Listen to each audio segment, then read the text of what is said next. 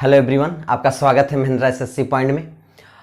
हम लोग simple interest साधारण ब्याज पढ़ने जा रहे हैं। ये हमारा क्लास स्टार्ट हो रहा है साधारण ब्याज का। पहले छोटी सी बात को समझेंगे, साधारण ब्याज क्या है, और इसी से रिलेट होकर के एक चैप्टर है चक्रवृद्धि ब्याज। चक्रवृद्धि ब्याज भी पढ़ेंगे। तो पहली चीज़ जान लेते हैं साधारण ब्याज और चक्रवृद्धि ब्याज में अंतर क्या है। बाकी दोनों चैप्टर्स अलग अलग पढ़ेंगे। एक मिड बात और जितने भी इंपॉर्टेंट बात है मैं सब कुछ बताऊंगा, और उसके बाद में जितने भी एग्जामिनेशंस में आए हुए क्वेश्चन हैं उसको हम सॉल्व करेंगे। तो पहली बात जानते हैं कि साधारण ब्याज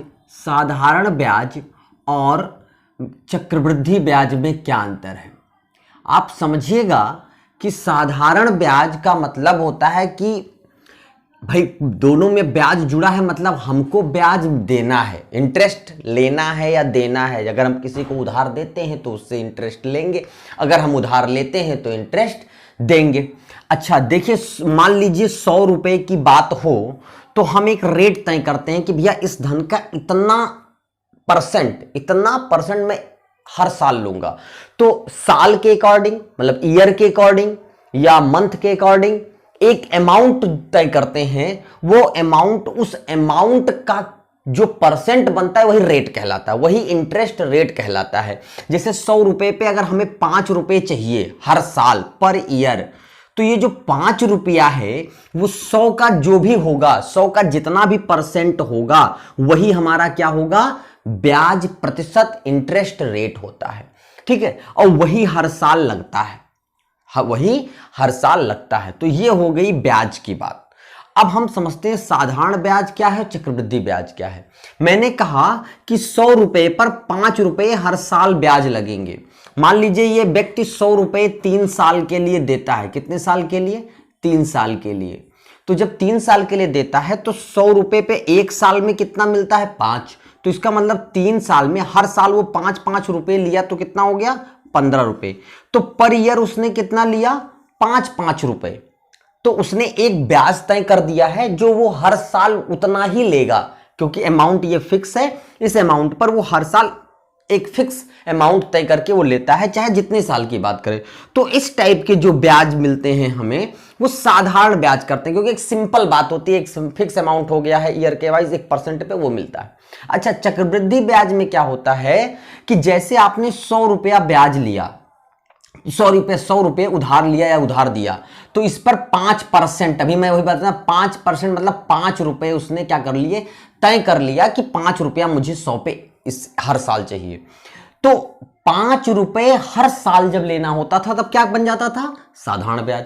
यहां पे कह रहा है कि अगर हमने 100 रुपया ब्याज दिया और 100 रुपया अगर हमने उधार दिया और 5 रुपया ब्याज मिला, तो मुझे अगले साल मेरा अमाउंट कितना हो गया? 105। तो अब तुम मेरे कितने कर्जदार हो? 105 के। तो अब तुम 105 पर क्या दोगे? 5%। तो ये 105 पर 5% लगाता है, मतलब अभी तक 100 का 5% एक फिक्स था, लेकिन अब इस 5% का भी वो 5% लेगा, मतलब 0.25 जो भी बने वो लेगा। तो अगले साल अमाउंट में और भी जुड़ेगा, मतलब 105 तो रहा, फिर 5 तो और मिला, प्लस ये 0.25 इस ब्याज का भी।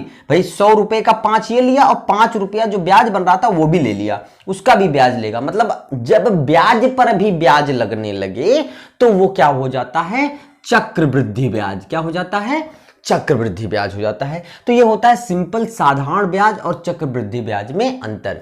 एक सिंपल सी इसके फार्मूलों पे डिस्कस करेंगे और एक सिंपल से सवालों की तरफ चलेंगे, और सारा बेसिक मेथड और सारा ट्रिकी मेथड हम उसको समझा देंगे और कुछ क्वेश्चन सॉल्व करेंगे।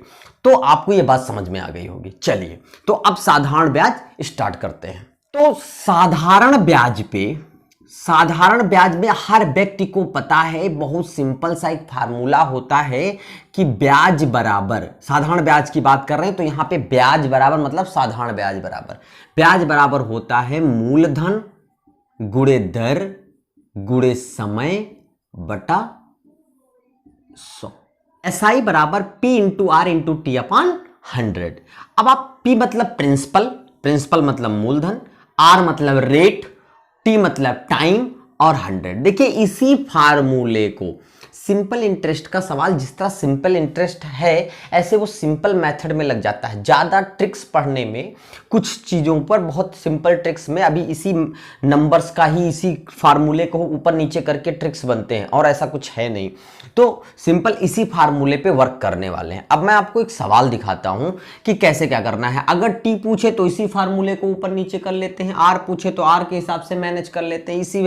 अब अगर आपसे आर पूछता तो आप क्या करते, आर बराबर क्या कर लेते, एसआई गुणे 100, ये 100 है, और आर पूछा था तो पी इंटू टी, यही फार्मूला मैनेज हो जाता है। ठीक है, तो ये बहुत छोटी सी बात है। अच्छा, एक सवाल की तरफ चलते हैं, उस सवाल से मैं आपको पूरी बात अच्छे से समझाता हूं। अच्छा, एक बात बताइए, मान लीजिए कोई प्रिंसिपल अमाउंट 1000 रुपए है। ठीक है, अगर रेट आपका 20% हो, रेट कितना हो, 20% हो, और 3 इयर्स की बात करें तो सिंपल सी बात पूछना वो चाहता है कि मित्र एसआई क्या होगा, या वो ये पूछ ले कि अमाउंट क्या होगा अमाउंट। अब इस अमाउंट के बारे में भी डिस्कस कर लेते हैं। अमाउंट का मतलब होता है मिश्र धन। क्या होता है, मिश्र धन। अच्छा, मिश्र धन मतलब मिला हुआ। अब मिला होने का मतलब होता है कि जो मेरा मूल धन है उस मूल धन में अगर हम ब्याज को जोड़ दें तो वो मिश्रित धन हो जाएगा। मूलधन में अगर हम ब्याज को जोड़ दें तो मिश्रित धन हो जाएगा। तो मिश्रित धन जो है इसी को मिश्रित धन कहते हैं। ठीक है, तो अब दोनों बात समझेंगे। अब सिंपल फार्मूले पे आप चलेंगे तो यहां पे फार्मूला रखा मैंने P इंटू आर, अब यहां रख के देख लीजिए आप फट से। तो 1000 इंटू आर 20 इंटू 3/100। ठीक है, कैलकुलेट किया, 100, 2 0 कट गए, 100 इंटू 3 दूनी 6, ये हो जाएगा 600 रुपए। तो ब्याज मेरा कितना आ गया, 600 रुपया। तो मेरा एसआई आ गया 600 रुपया। अच्छा, 1000 रुपए थे तो अमाउंट कितना हो जाएगा, अमाउंट अब देखिए यहां पर हमारा एसआई कितना आ गया, 600 रुपए। अच्छा, अमाउंट कितना हो जाएगा, अमाउंट क्या होता है, प्रिंसिपल प्लस एसआई होता है। देखिए दोनों सेशन में यही होगा, प्रिंसिपल प्लस एसआई होता है। एसआई मतलब मूलधन में, मतलब 1000 रुपया जो है उसमें अगर हम 600 रुपया जोड़ देंगे तो जो हमारे प्राप्त होगा उसे हम क्या कहेंगे, अमाउंट कहेंगे। क्या कहेंगे, मिश्र धन कहेंगे।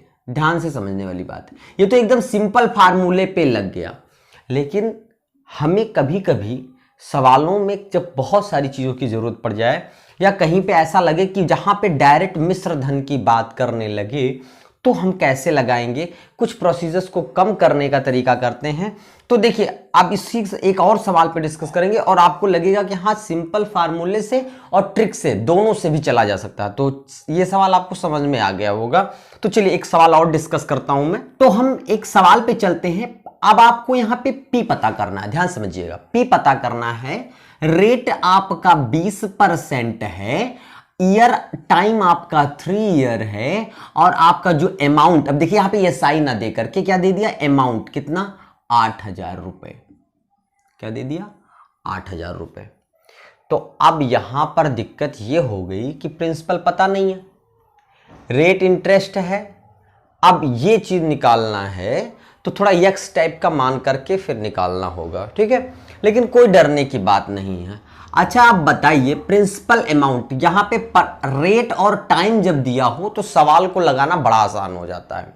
एक बात बताओ, अगर मेरे पास 100 रुपए होते, सपोज करिए, यहां से आपको ट्रिक दिखेगा, अगर हमारे पास अमाउंट कितना होता, 100 रुपया होता, तो रेट 20% का मतलब कितना होता, 20% का मतलब 100 का 20 रुपया देना है। देखो यहां पे एसआई की बात हो रही, मतलब पर ईयर हमको 20 रुपया दिया है।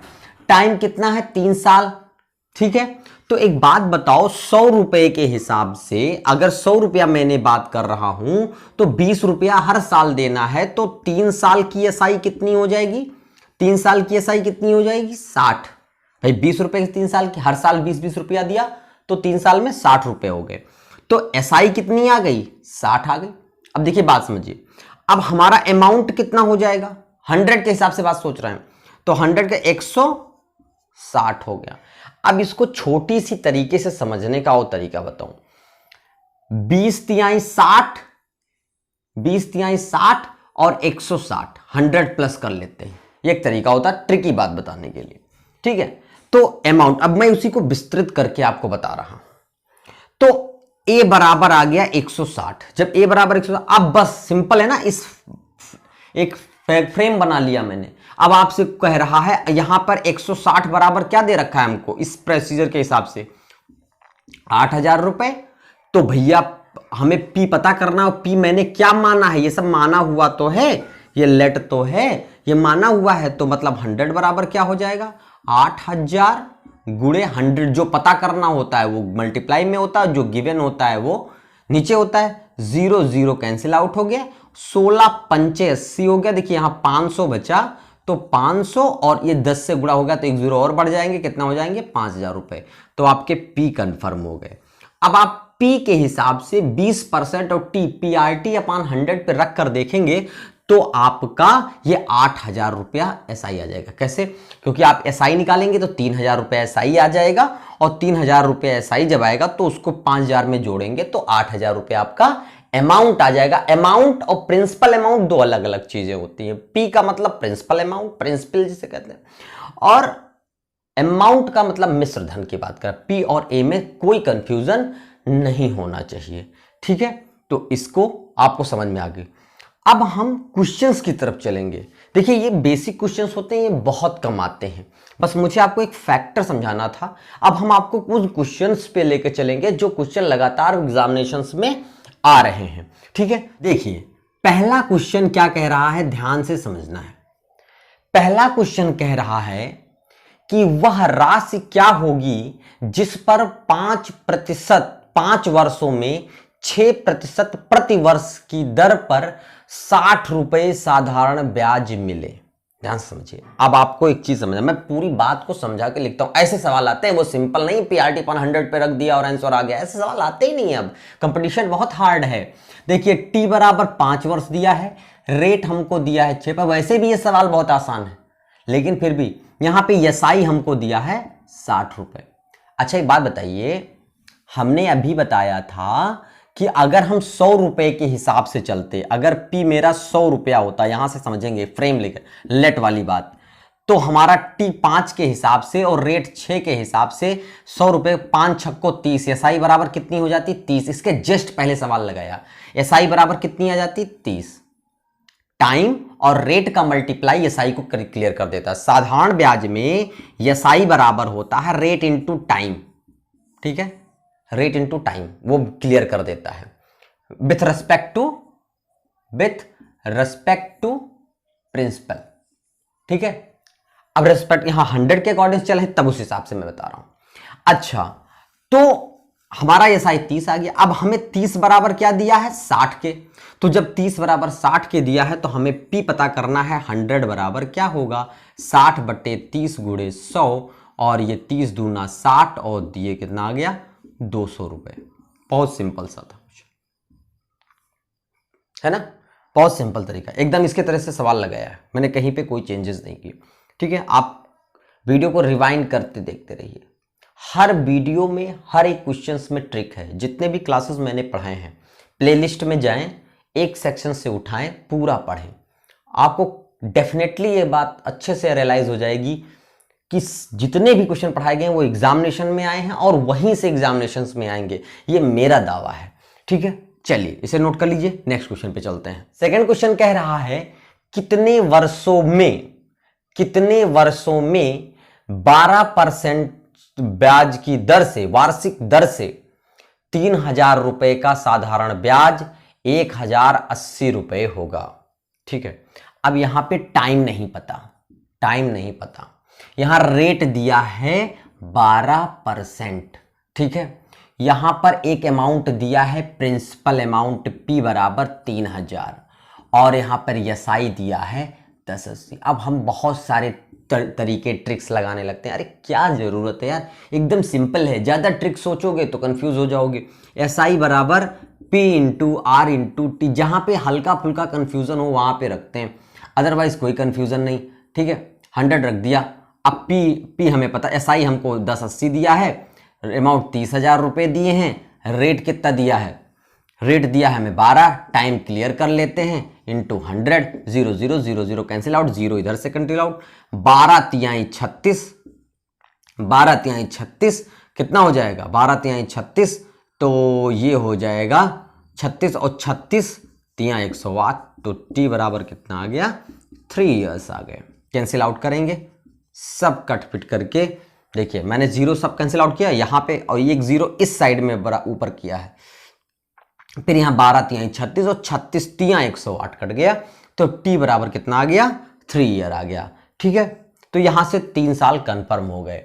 अच्छा, अगर आप यहाँ से सोचें, अगर आप यहाँ पे सोचें तो आपको समझना एकदम सिंपल दिखेगा कि ये जो अमाउंट दिया है वो 12 के अकॉर्डिंग्स दिया है। अब ये देखिए 12 तिहाई 36 और 36 तिया 108, ठीक है, तो ये यहां से ही दिख रहा है, लेकिन जब आप इस बात को समझने लगेंगे तो आप यहीं से आंसर निकाल लिया करेंगे। ये केवल एक प्रैक्टिस है, कोई जादू नहीं होता। जिस दिन आपको ये प्रैक्टिस हो जाएगा आपको क्वेश्चन दिखने लगेगा, क्योंकि 12% जो है वो 30,000 का कितना होता है, 12 से 36 360। बात समझने की कोशिश करिए, मैं आपको ट्रिक बताता हूं कैसे लोग समझ जाते हैं। भाई 3,000 का 12%, 3,000 का 12% सीधा दिख गया 360, और 360 ही पर मंथ का हो गया, पर ईयर का हो गया, तो कितनी बार जाएगा, 3 टाइम्स जाएगा, तभी 1080 हो जाएगा। तो क्या जादू था, है ना, कोई जादू नहीं थी। बस यह है कि जितनी बार आप प्रैक्टिस करेंगे और जब सवालों के साथ खेलने लगेंगे तो आंसर आपको क्लियर होता नजर आएगा। ठीक है, तो चलिए इसे भी नोट कर लीजिए। नेक्स्ट क्वेश्चन पे चलते हैं, क्वेश्चन नंबर 3 पर चलते हैं। देखिएगा थर्ड क्वेश्चन क्या कह रहा है, कह रहा है कि किसी वार्षिक प्रतिशत की दर से, वार्षिक प्रतिशत की दर से किसी, मतलब यहां रेट पूछ लिया। देखिए इस बार रेट पूछा, हर बार अलग अलग वैरायटी के क्वेश्चन मिल रहे हैं। किसी धन पर, किसी धन पर, किसी धन पर, वो धन भी नहीं पता है, पी भी नहीं पता है, क्वेश्चन मार्क लगा हुआ है, क्या पता करना है ये बात। ठीक है, किस वार्षिक, मतलब हमको पता ये करना है बट रेट नहीं दिया है। कह रहा है 10 वर्ष में, टाइम कितना दिया है, 10 वर्ष में, 10 वर्ष में। कह रहा है साधारण ब्याज जो SI है वो मिश्र धन का, साधारण ब्याज, साधारण ब्याज, साधारण ब्याज जो है वो मिश्र धन का, मिश्र धन का 2/5, मिश्र धन का 2/5।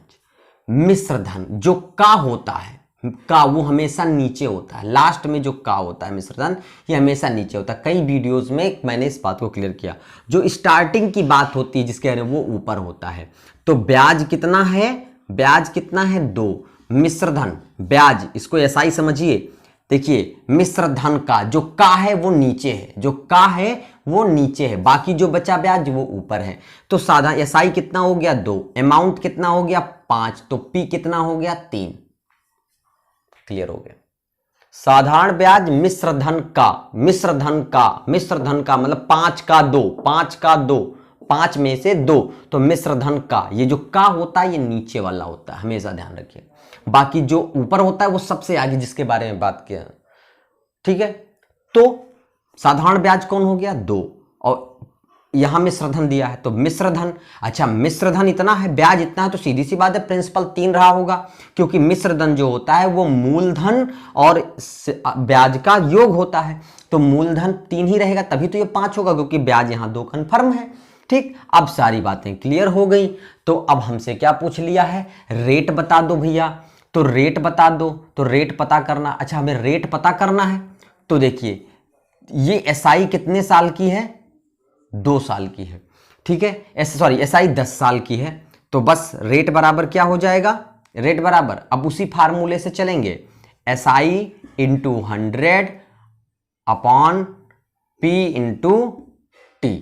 ठीक, सिंपल है। SI कितनी है 2 इंटू 100, P कितनी है 3, और A कितना है, सॉरी T कितना है 10।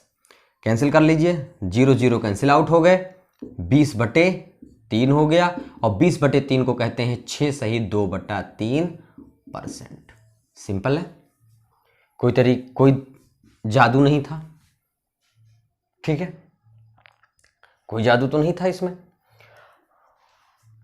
चलिए इसे भी नोट कर लीजिए, नेक्स्ट क्वेश्चन पे चलते हैं।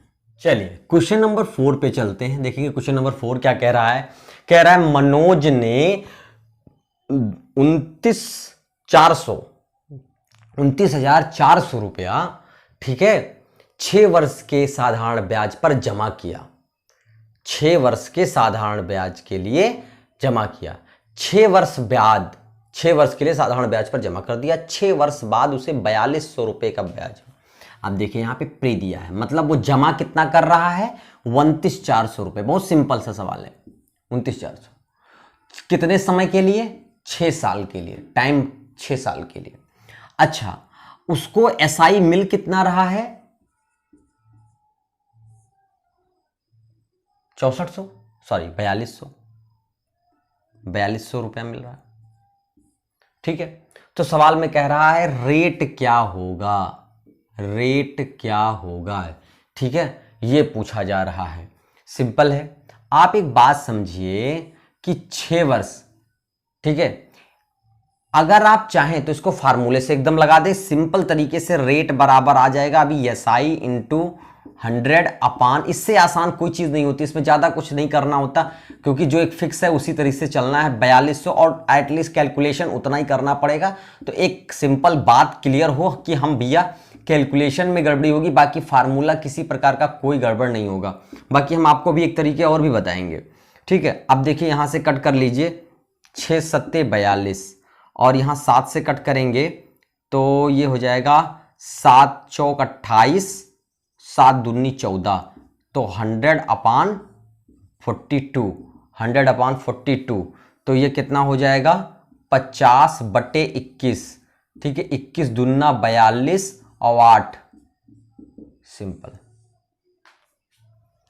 कैलकुलेशन समझा दूं, सब कुछ कट पिट रहा होगा, नीचे 2 जीरो ये भी कटा, 6 सत्ते 42, 7 से 42, 100/42, 2 से मैंने कट किया 50, नीचे 21, और फिर इसको फ्रैक्शन में रख दिया, मिस फ्रैक्शन में रख दिया, सिंपल सा आंसर आ गया %। ठीक है, अच्छा यहीं पे अगर हम ये सोच लें कि ये जो अमाउंट है वो एसआई है टोटल, कितने साल की, 6 साल की, 6 साल की एसआई इतनी है, मतलब 1 साल में कितना होगा, 6 सत्ते 42, मतलब पर ईयर 700 रुपया मिलता था। ऐसे दिख रहा है ना, एकदम सिंपल, 6 सत्ते 42, एक 6 साल का है, 42 इतना रुपया भाग दिया, तो 4200 को अगर आप 6 से भाग करेंगे 700 आ गया। 700 रुपया हर साल ब्याज मिलता है।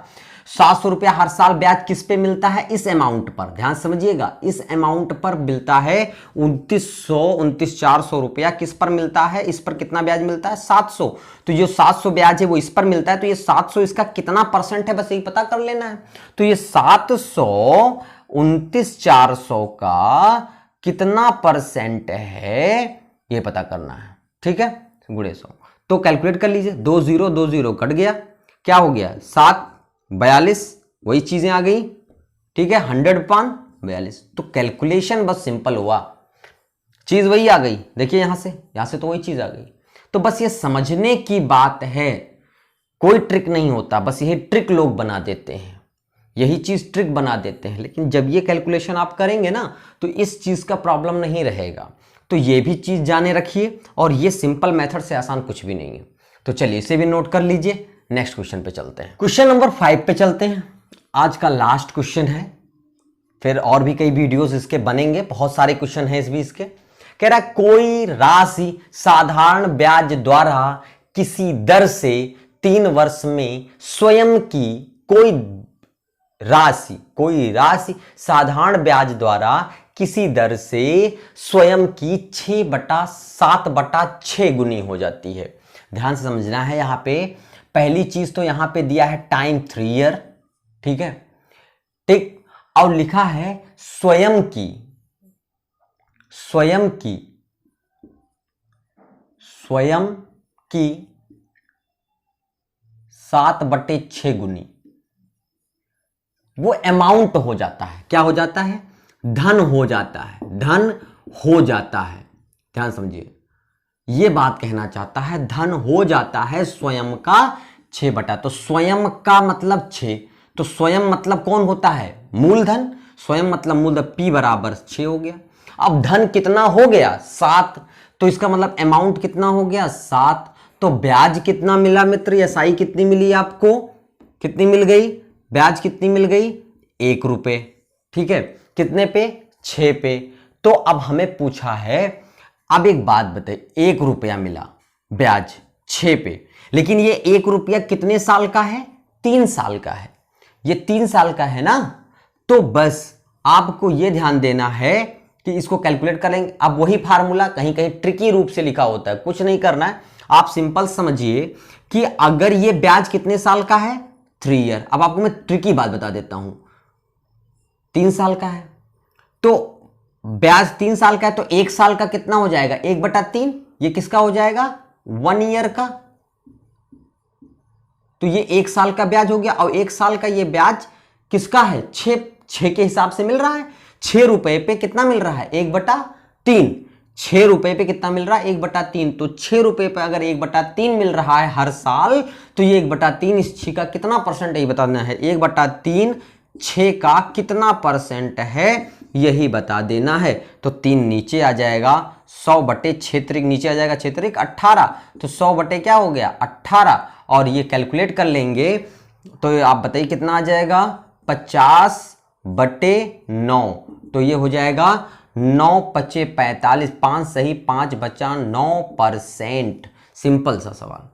अब इसका एक फार्मूला भी लिख के आता है, आजकल लिख के आता है। ऐसे सवाल अगर स्वयं की इतनी गुनी हो जाए, स्वयं की इतनी गुनी हो जाए, ठीक है, तो इसके फार्मूले बनते हैं कि आपका लिखा होगा कि A/B। ऐसे सिंपल फार्मूला मैं कहीं लिख दूं, इसका लिखा होगा अगर फ्रैक्शनल लिखा हो A/B, तो इसका होता है A difference B, A difference B/B A/T × 100। तो बात वही चीज होती है, फार्मूले का नहीं, वही चीज किया मैंने। ठीक है, तो इन सब चीजों में नहीं दिक्कत है, आप किताबों से फार्मूले पढ़ते रहिए, आपको वो आसान लगे तो वही फॉलो करिए, जो भी हो। लेकिन मुझे ये बेस्ट तरीका लगता है, बहुत सिंपल से तरीके से लग गया।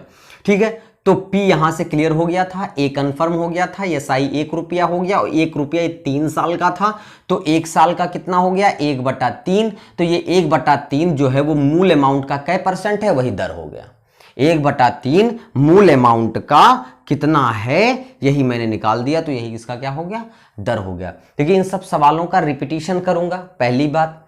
दूसरी बात, आप वीडियो को रिवाइंड कर करके 2 बार 3 बार देखेंगे जब क्वेश्चंस को, तो आपको ये बात अच्छे से दिमाग में जाएगी। मैं बहुत धीरे से बोलता हूं और बहुत स्पष्ट कोशिश करता हूं कि कहीं पे कोई कंफ्यूजन ना रह जाए। अभी बहुत सारे सवाल लगने बाकी हैं, और जितने टाइप के भी क्वेश्चंस आएंगे वो सारे क्वेश्चंस मैं लगाऊंगा, ये मेरी गारंटी है।